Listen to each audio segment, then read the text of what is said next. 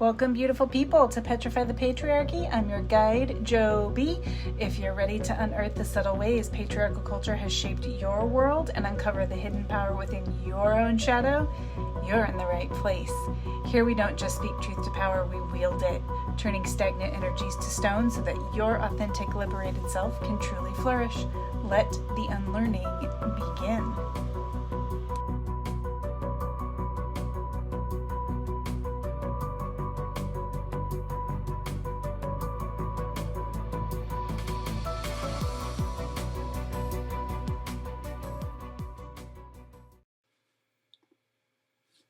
All right, welcome back. I've taken a bit of a break, and it was not because I wanted to, but because I had a couple of incidents in life that I needed to address. One being, I had a pretty terrible eye infection that was A, ugly to look at, B, I couldn't cover up with makeup, and C, my eye was so swollen that I was basically operating as a pirate and couldn't see anything without tears streaming down my face. And so I needed to take some time off to heal.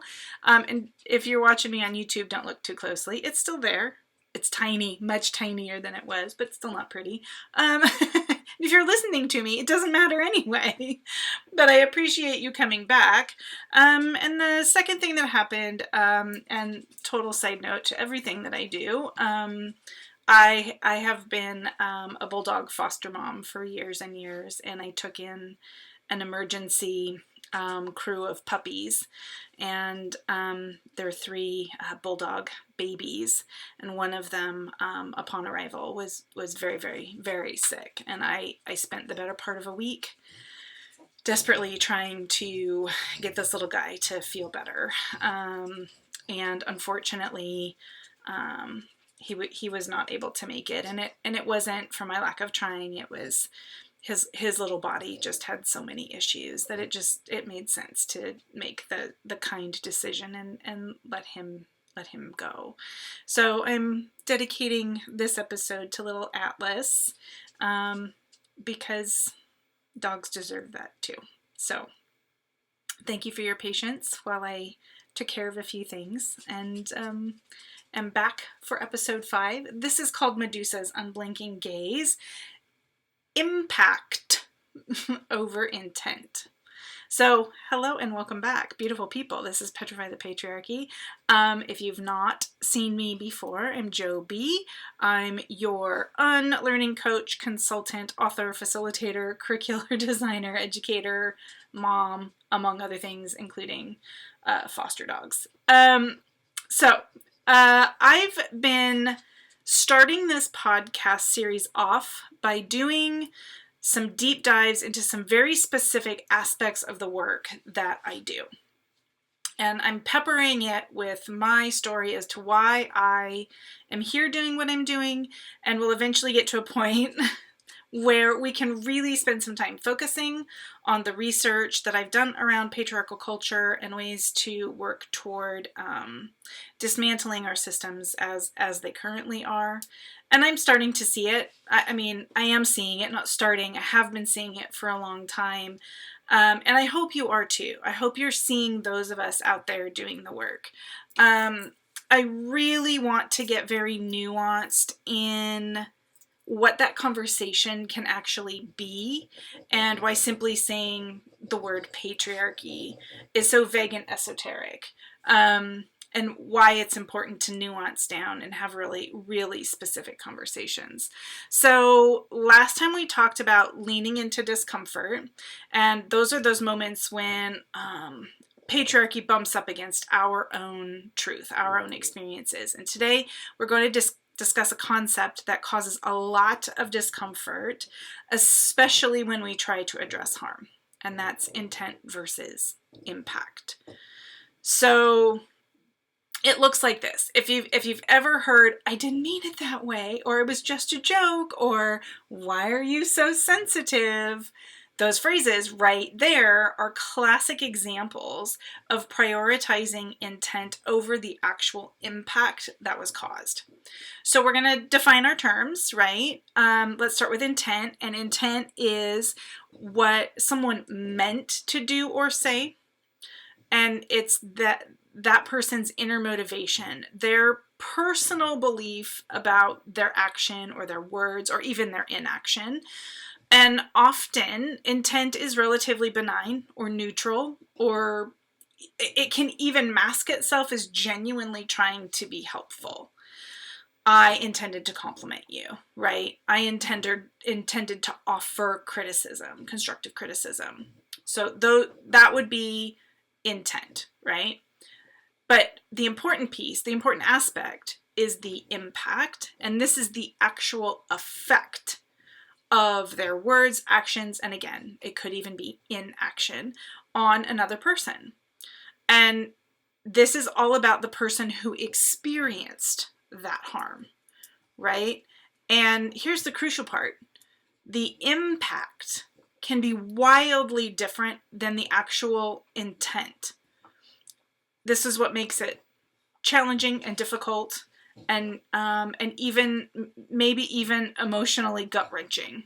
Okay, so it can be messy, not gonna lie, but since I practice what I preach, I'm going to also put this out here for anyone working on any of the isms out there, including patriarchal constraints. Here are some helpful hints and tips that are going to get you through those really hard moments. And I think the fear of hard moments is what prevents people from doing the work.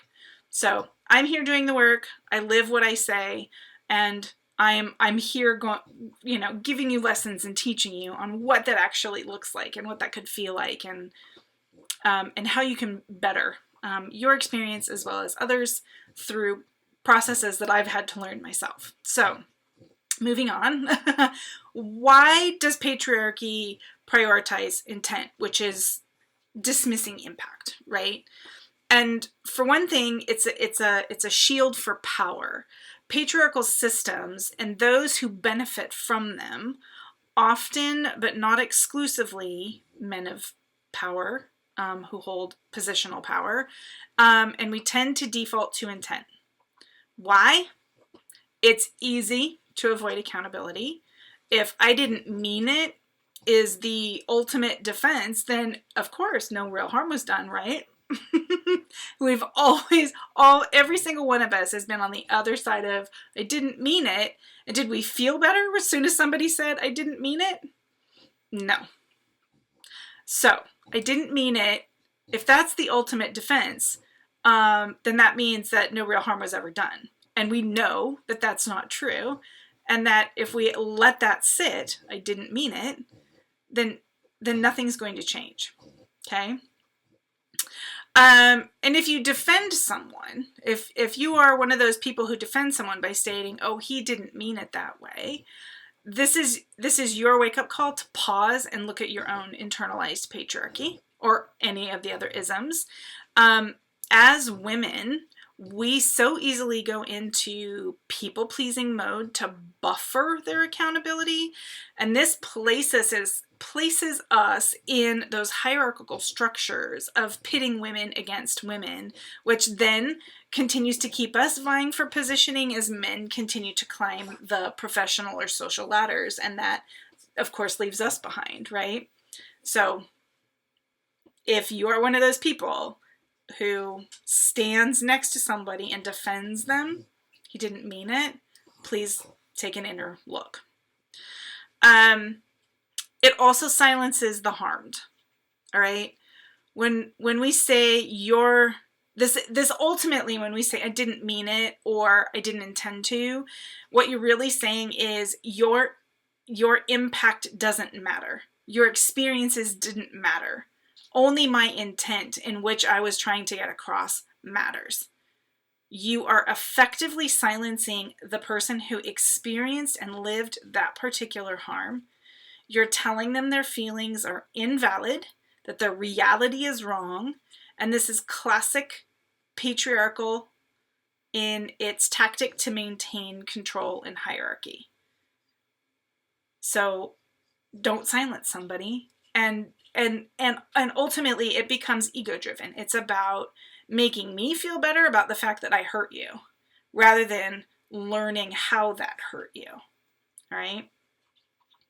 It definitely focuses on that quote unquote good guy narrative. And I could go into what good guy, nice guy means in real life, but that's a whole other podcast. I'm sure plenty of podcasts have been done about the nice guy narrative. It really keeps the focus on the goodness or the innocence of the person who intended well, rather than addressing the actual harm that was caused. And it's about protecting ego. Like I said, it's about protecting ego, not healing wounds, not validating someone's experience. So what would examples of patriarchal intent over impact look like? Okay, here we go. Practical examples. Boys will be boys. We hear this all the time. We have to stop saying boys will be boys. The intent excusing behavior versus the impact, which is normalized harassment, abuse, fear, oppression, etc. Another example, I was just giving feedback. The intent, of course, is to be helpful versus the impact, which could be undermining, microaggressive, and especially microaggressive if it's directed at women or marginalized groups. It's just banter. It's just a joke. The intent, of course, is humor. But the impact is creating a hostile, unwelcoming environment. Another example would be the unfounded complaint from my story, which I'm going to dive deeper into in our next episode. Unfounded complaint from my story. The intent is that the system is fair and neutral. It doesn't view one person over the other. But we all know that's not true, and the impact is dismissal, shaming, continued harm, outdated practices, systemic status quo, etc., etc., etc. All right, so I want to take a moment to discuss how Western societies utilize apologies as the end-all be-all to solving problems. And every one of us has started with an apology at some point or another. I'm so sorry I didn't mean it. I'm so sorry I didn't intend to, right? Every single one of us. And while we may have meant it, I'm going to challenge all of us listening to this right now to shift up how we address a true apology. Because what if the apologies we have been trained to do since birth are actually to appease, again, our own egos and not to learn how we've done harm? Simply saying, I'm sorry is not enough sometimes. I mean, it's one thing if you bump into somebody accidentally at the grocery store because, you can't see 360 degrees, right? And you accidentally bumped into somebody, grabbing the same cereal. I'm sorry, right? That would be okay. Yeah, absolutely. A minor accident, totally fine. It's okay. Gotcha, right? Like, I hear you. It happens. We're human. But when we do things that really impact our inner beings, the internal sense of self that we have, the minimalization of experiences we might have had, it causes harm that we can't always know about. And what if apologies as we know it, what if it's about more like a picture of an adult parenting appropriately? What if it's the adult apologizing to show proper modeling or forcing a child to apologize because that's just what you do, right? What if it's social modeling without actual personal growth? Remember, how many times did, your parents tell your sibling, tell your sister I'm sorry. I'm sorry. It's not a genuine apology, right? You're saying it for the act of saying it and not because of any other reason. That leaves parents hands off. They apologized. Fine, we can move on with life. But you're still seething inside because you know it wasn't genuine and nobody took the time to really dive into why it was bothering you so much, right? So a traditional, I'm sorry. What if it's meant to stop conversation and teach another person to not trust you? What if it becomes a way to force a story of untold words? I'm so sorry, I didn't intend to is not how we apologize with growth. So, we need to refocus on the power of the impact. And impact is the only reality that matters. And this is for the person experiencing it, right? Last time we talked about discomfort. And when you're doing a true apology, discomfort is going to be a part of it. And you're going to have to learn to sit with it, right? So I'm coming to you to say, I'm sorry, truly, right? It's no longer about me and my feelings of discomfort because I know I caused harm. It's about understanding the other person's experience. So my feelings, my experience of an event, they are my reality. And no one can tell me otherwise. And a dismissal of, I'm sorry, I didn't intend to, is a bullshit way to not understand the impact, to not do any personal growth, to just simply feel better that I apologized and not learn why I needed to apologize in the first place. When we focus on the impact, it demands empathy and accountability. And this is a huge piece of what's missing, particularly in the United States, especially if you look politically, right? Empathy and accountability seems to be non-existent all of a sudden. And when we make that shift to understanding the impact we've created, we step into another person's shoes, right? The shoe on the other foot, that's a very real thing that we need to better understand how to do. We have to listen. And by listen, I don't just mean pick up a word or two and then figure out how you're going to respond to it while they're still talking to you. I mean, shut up and listen. Do not say a word. Hold eye contact. Sit in your discomfort. Truly hear and acknowledge the other person's experience. This leads to a true apology, because an apology focused on impact sounds like, I'm so sorry. I didn't realize that my words or actions or the thing I didn't do would cause you to feel hurt, invalidated, unsafe, you name it, right? Never ever, never ever. I'm sorry if you were offended. That wasn't my intent. There is a huge difference. Listen again. I'm sorry. I am so sorry that my words caused harm. Not, I'm sorry if you were offended. That wasn't my intent. There's a huge difference in how those two phrases of sentencing, how they impact somebody.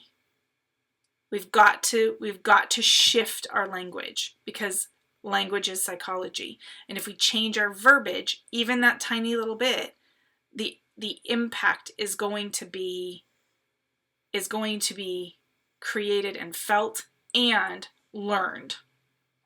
So this moves into having a moment of genuine repair, right? I'm so sorry that my words, actions, inactions caused you to fill in the blank.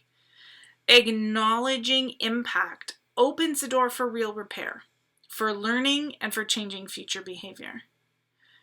Because stories change people. we are a data-fueled society that also tends to look at scientific numbers, things that have been studied by experts in their field, and think it's a belief system versus actual truth, right? We look at data, we kind of make up our own narrative about it and shrug our shoulders and move away from it. Because numbers and data, while they tell a story, it's not a very heartfelt story, right? When you get to hear about people's experiences, their feelings, their emotions around things, that's what changes us. It's even better if you've got data to go with it, because now you've got scientific proof and personal anecdotes that go together.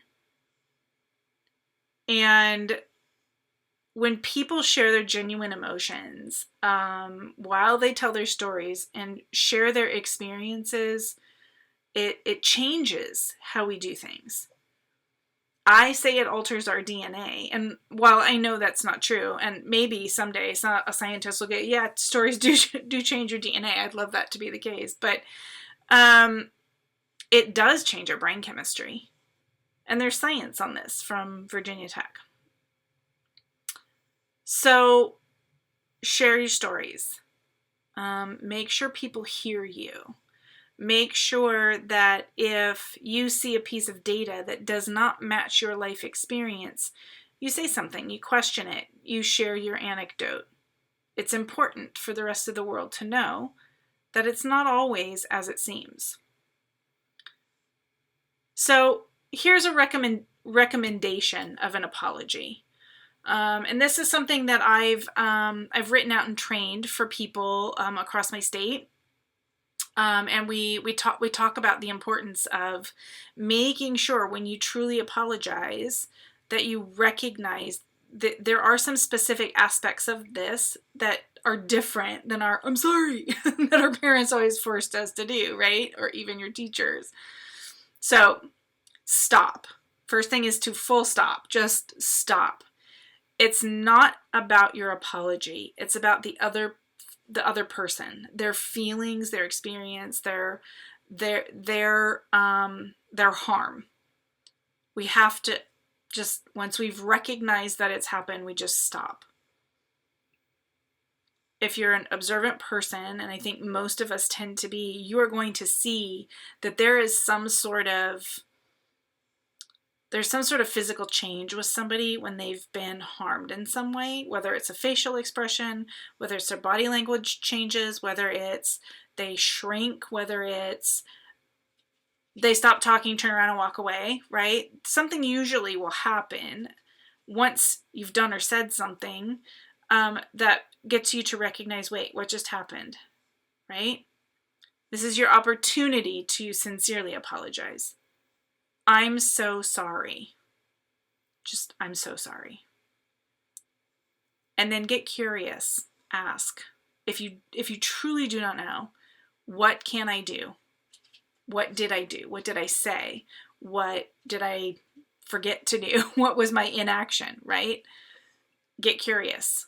What can I do or change so I don't repeat my mistakes? Now you have to be prepared for someone not to want to engage with you because harm was caused. You have to be prepared.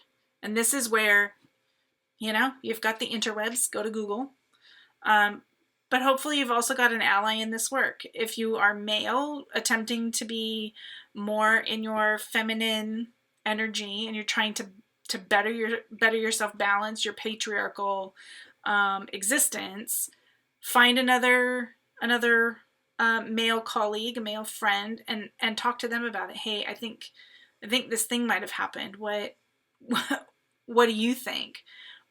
Right? Have allies in the work that you do so that you can challenge each other and have these conversations so that the burden is not always on the person who's been harmed. Because let's face it, we love to reinflict pain on victims who've already been harmed.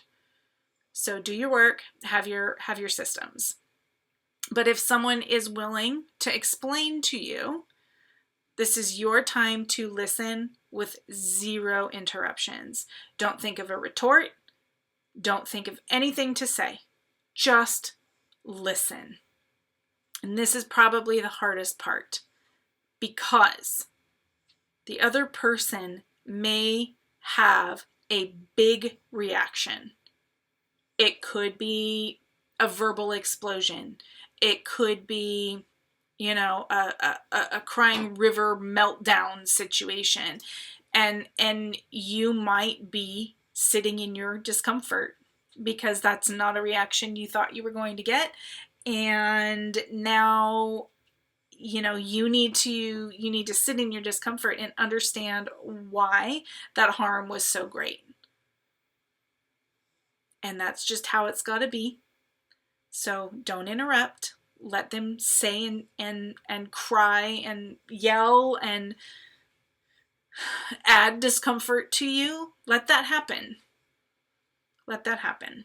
Take it on the shoulder for them, so that you can alleviate a little bit of what they've had to live through. And then once you know what they've been through, genuinely thank them.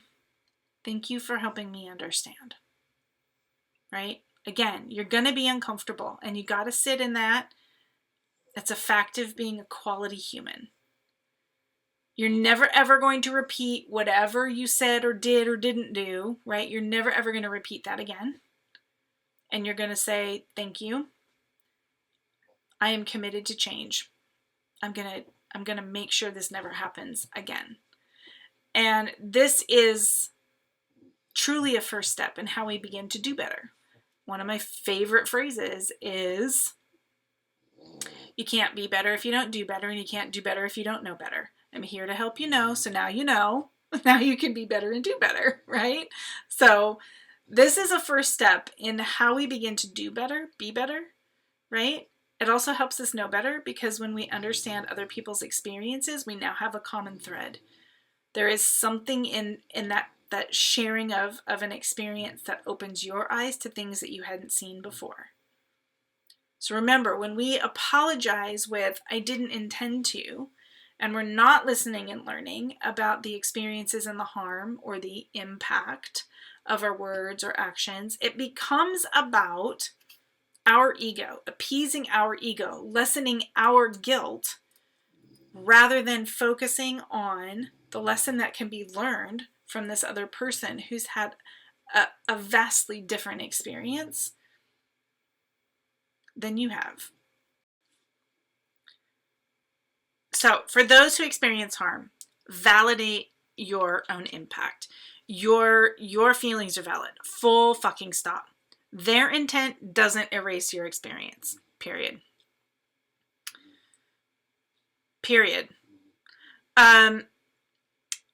If it's safe, and by safe I mean physically safe and emotionally safe, communicate your impact. When you said or did XYZ, the impact on me was this. And this forces the conversation to shift from their intent or their possible inauthentic apology to your reality, right?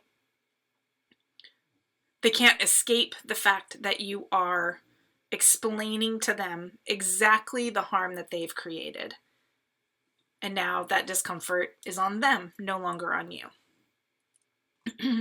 So set your boundaries. If someone consistently dismisses your impact, that is a huge fucking red flag. That is a whole wall of red banners, right? Like, if someone is consistent around something that is deeply impactful to you, there's no need to try to teach them anything. You need to protect your energy, and there are workarounds, right? That can be blocking somebody. Tech is great that way. It can mean, potentially going to your supervisor and asking for a shift change, or I don't know, maybe you have the opportunity to work from home different days of the week to avoid being in space with a colleague, for example. If it's a personal relationship, that has consistently been problematic for you, just walk away. I've had to do that before myself. And there is something really freeing about walking away from a problematic relationship, whether it's romantic or friend or family. There's something very freeing about not having that in your life anymore. When we talk about systemic change, practices and policies have to be designed with potential impact in mind, not just good intentions. This is thinking ahead. This is this is the kind of forward-thinking organization that is going to recruit and retain quality people because they're consistently thinking about what a bad practice or policy could do to their employees, right? So make sure for systemic change around organizations that you're working for or maybe politicians that you're looking into voting for, do your work. Are they thinking ahead? Are they being proactive? Or are they, just status quo? Another one would be to bypass structures and prioritize intent, like my unfounded complaint, for example. Again, I'll go into more detail in our next podcast. And build systems that center the experience of the harmed. This, again, is proactive. If you're trying to promote your organization as being super forward thinking, have your employees be a part of the problem solving. If you've got a problem with retaining people of color, make sure you've got people of color sitting at the table talking to you about the practices and policies that are within your structure that are harming them so that they can, create change that makes you want to stay there and not find somewhere else to work. For example, if you have a high number of women employees who aren't coming back after maternity leave, you've got some data to look at, and maybe you need to have some exit interviews with some of your former women employees, right? Think about the intent versus the impact in regard to things like that. And these are things that will help petrify the patriarchy, right? Again, backing up to our very first podcast where we talk about it's not about eliminating, it's about balancing. Got to freeze those structures in place so that you can elevate genuine accountability and you can bring in the best and the brightest, and the best and the brightest will want to stay. And I'm going to push restorative practices. Now, this in and of itself can be a whole series of conversations, but essentially restorative practices is a three-tiered system where you are looking at specific aspects of harm and how you're going to avoid harm for certain people. If harm happens, there is a way to restore the problematic things that and working toward that systemic change. I am a restorative practitioner. I practiced restorative work in my educational spaces for, I don't know, well over 15 years. And it is truly transformative to be a part of restorative spaces. And I'll stop there because I could keep talking forever. Anyway, restorative practices. This will support massive systemic change. It's not easy and it's not quick, but once you're in a restorative place, holy fuck balls, it's amazing. Okay. So, let's think about some calls to action. So first and foremost, understanding intent versus impact. This is a fundamental tool for unlearning patriarchal thinking for both individuals and entire systems. It is about shifting from a culture of excuse to a culture of accountability and empathy. I think we can all say we are seeing a shit ton of excuse culture currently, and that accountability and empathy really needs to get a foothold in here somewhere. Remember, we want to petrify, so hold in place so that we can balance out the energy. And when we insist on discussing impact, we reclaim our truth and we validate our experiences.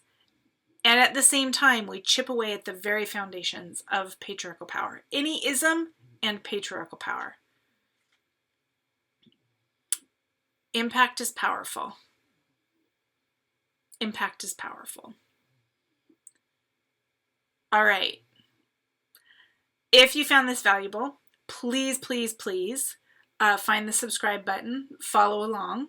You never want to miss an episode because I'll be doing my teachery thing and educating us on all things patriarchal and ism related.